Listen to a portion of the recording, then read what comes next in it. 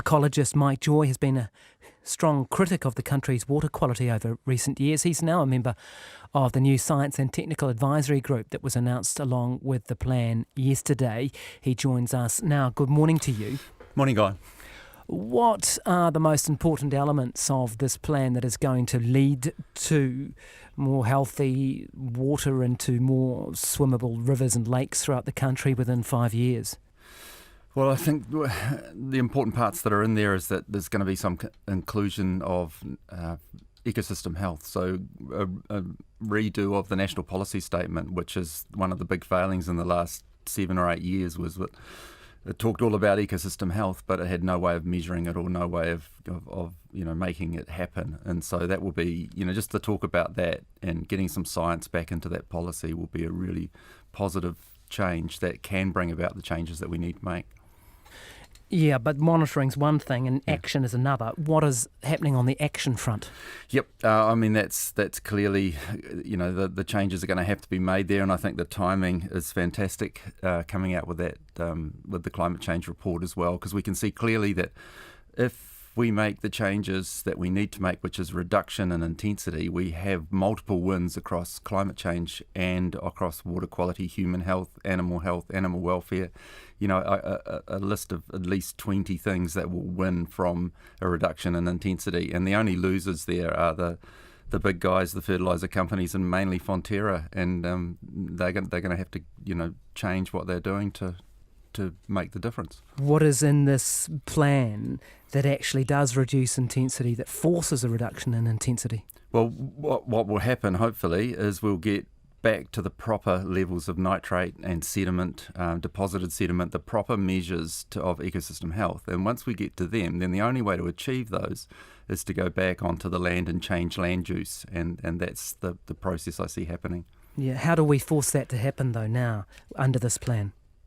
I'm not sure what it's early stages. It's a timeline, but the statement, I think, Dave Parker and Damien have been really clear that they're going to make this happen, and the only way they're going to achieve that is by reducing intensity and some major land use change. So the actual steps that you take will depend on the process.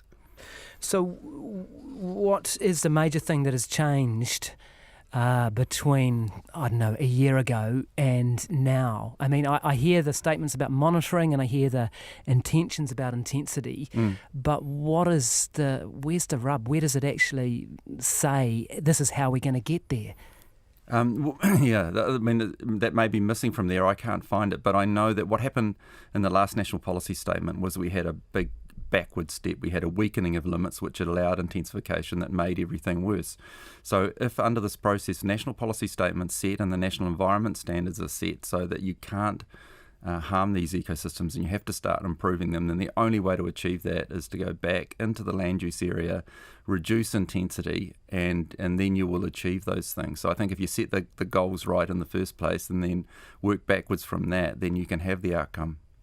When I've read reports like the former science advisor Peter Gluckman and others commenting on these issues, they've said that it can take decades to improve water quality. Can we really get to swimmable rivers within 5 years? Oh, that's a very optimistic one, that one. I mean, we've gone backwards for so long, and we do know about lag effects of nitrates and other things through systems. So I think, that's... But I like I like it that it's it's not putting it off until 2030 or 2040 like other governments have done. Yeah, but is it realistic? Look, I'm reading the press release, and you're part of this. You're part of the process now.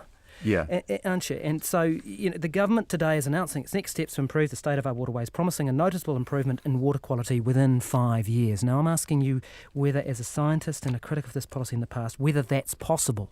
It'll be extremely difficult. We can make short-term changes in swimmability by getting fences up and stopping point source discharges. But, like we've discussed before, Guy, and where we had this, LAWA report saying things that are getting better. And then when they add the the invertebrates in, you see it's not getting better, as I was pointing out, because you weren't looking at ecosystem level measures. So the ecosystem level measures are the macroinvertebrates and deposited sediments, so we can. But the minister's promising a noticeable improvement in water quality within 5 years, and you as a member of the Science and Technical Advisory Group say that's not really possible. Well, yeah, I don't want to say it's impossible. I like having good goals like that and something to actually aim for and force change in a hurry, and then we can argue about whether they got there in 5 years or not. We may start seeing something happening. It'll be good. Thanks very much for your time. We better leave it there and move